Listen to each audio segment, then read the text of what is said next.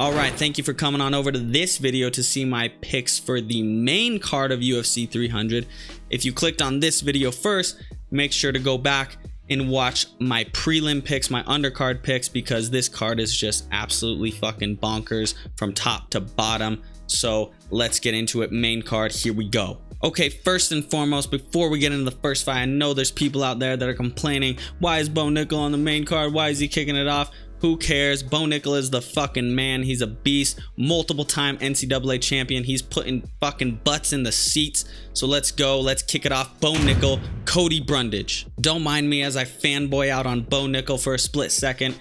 I watched him all through his college career, multiple time NCAA champion. Him and I actually have the same professional record, yet he's going out on the biggest stage in the UFC, fighting UFC caliber athletes with just a 4-0 record. And he's taking all that pressure head on, and he's just pushing right through it. And that's what makes him such an awesome athlete, is he's able to just dial himself in these big moments and prove how good he is. But on the other hand, we got Cody Brundage, who has more experience in the UFC. He's got good wrestling, he's got good striking, he's a well-rounded athlete, and he's going in there trying to prove that he's not going to be the stepping stone for Bo Nickal. And when you're the guy that doesn't want to be the stepping stone, you're a dangerous person, because you're training a little harder. You're training with a bit of a chip on your shoulder, knowing that you have to go out there and stop this guy, stop this train dead in its tracks on your own, and just shut the hype down right away. Do I think that's going to happen though? No, probably not. I think Bo Nickal is going to get the win. I think he has the wrestling and the grappling advantage, and he's shown he's got some power in the hands and that he can put people's lights out. Bo knows how to get it done in these big situations. He's been a collegiate nationals champion. He's wrestled on big stage. He's now fought on big stage. So I'm going to go ahead and say Bo Nickal for the win.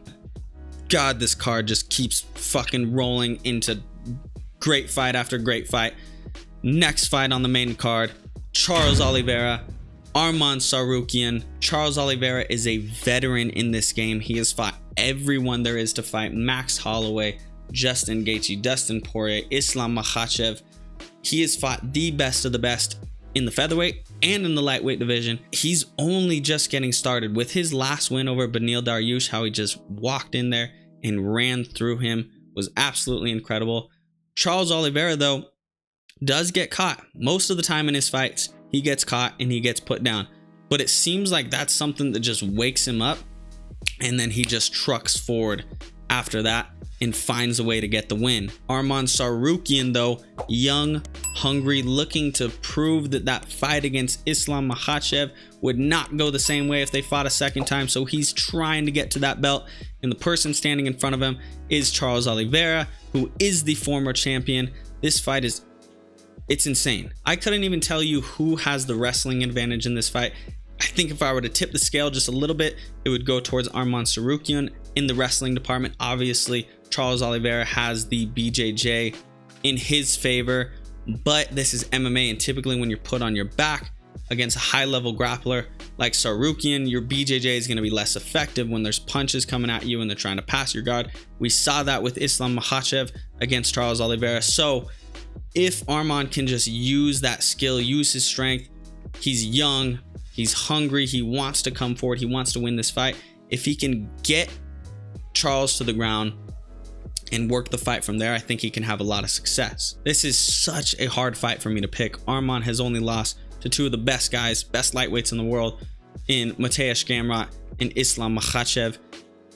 I do think that if Charles can keep this fight from going to the ground and use his dynamic striking and his power and be technical about it, I can see Charles getting it done, but he has to be as sharp as possible. Arman is so dangerous from all these positions. If Charles is on and sharp and ready to go for 5 rounds, technically he's just switched and dialed, then I think Charles Oliveira will come out with the win.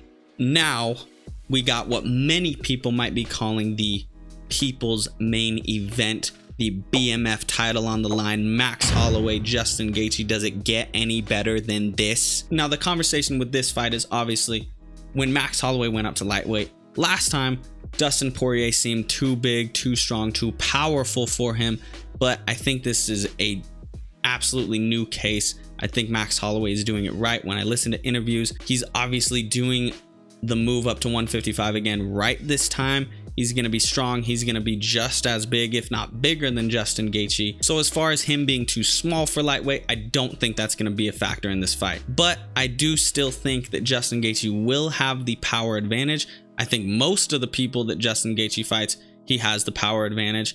He's so explosive with his boxing. He's explosive with his kick. He works incredibly well from the clinch, and he can kick your leg from just about anywhere. And you're really starting to see Gaethje apply his technical game. When he first got into the UFC, it was war after war after war. And now you're seeing him beat people off of his technical game and still applying his natural ability for explosiveness and power, but winning with the strategy, winning with the technique rather than just going to war with someone. Max Holloway is a former champion though, and champions are just a little different up here, and he knows how to get it done. He's been in so many big fights and has gotten it done in so many big ways. Obviously, the only person recently to be able to beat Max Holloway being Volkanovski.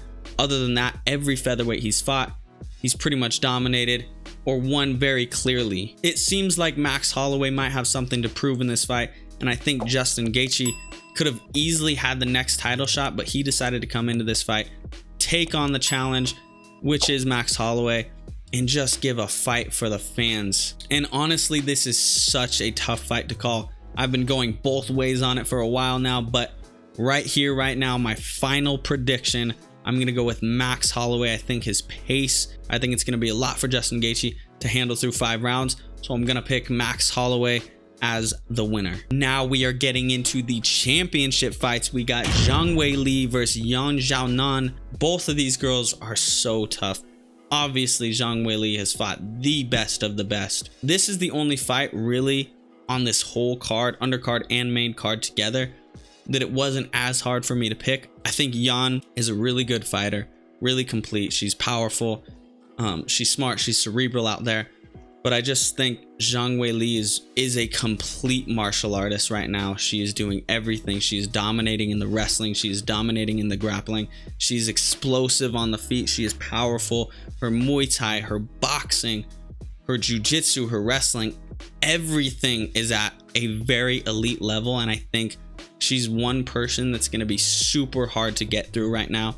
So obviously, I'm going to go with Zhang Weili as the winner, possibly even a finish, but I think she's going to get it done. And the main event of UFC 300, Alex Pereira versus Jamal Hill. Let's just take a moment to realize just how insane Alex Pereira's run has been in the UFC. It's been nothing short of spectacular. He has shown just the type of athlete he is.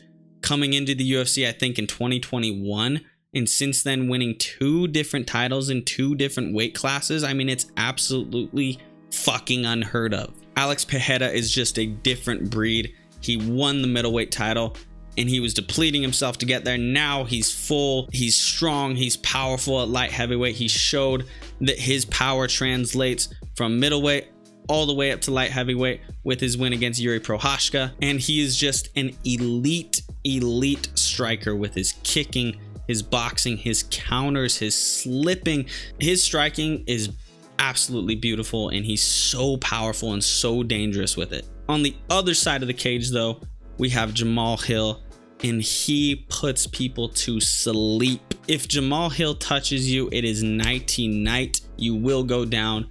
Both of these guys, actually, if they touch you, if they land on you clean, you'll most likely be put to sleep. Jamal coming off a long injury though. I believe he tore his Achilles tendon, which is a tough injury to come back from. Not only to come back from, but now you're headlining the biggest card of all time in UFC 300.